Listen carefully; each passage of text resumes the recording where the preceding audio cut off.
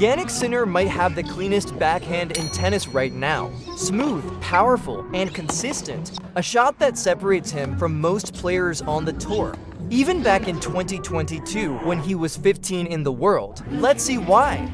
Right from the split step, Sinner coils his upper body and uses a perfect two-handed unit turn. Notice how the shoulders do most of the preparation. When the ball bounces, the racket is already set and ready to accelerate. Let's compare this bouncing moment with players like Zverev or Fritz. It is easy to see that Sinner prepares the shot with the racket head lower, Fritz with an intermediate height, and Zverev prepares with the racket almost vertical and completely above the elbows.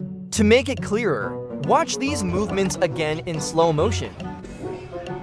Pay close attention to how the height of the racket changes the rhythm of the swing. Which one do you think is better? As I said, all starts on the shoulders. Arms almost fully extend and racket ready to drop. As Sinner starts the forward swing, the racket lags beautifully behind his hands. That lag is what gives his backhand both whip and control. He swings low to high, brushing through the ball to create spin, but always driving forward through contact. If you're enjoying the content, consider liking the video and subscribing. Take a closer look. Let's see the complete motion again. Now faster. This is what gives him such a whippy yet controlled contact. Wow, what a nice forehand too. Here it is in action against Ben Shelton. Clean preparation, effortless acceleration, and rock-solid control under pressure. Again.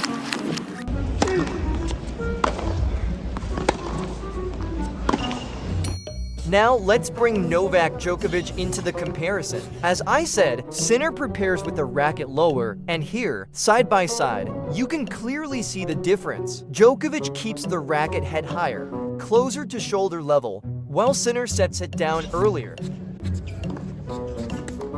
And if we place Djokovic next to Zverev, similarity becomes even more obvious. Both prepare with a high racket head, almost vertical above the elbows, compared to Sinner's lower and smoother setup. Djoko just prepares with his arms more extended, while Zverev keeps them more bent. Watch how Sinner's follow-through goes all the way behind his back.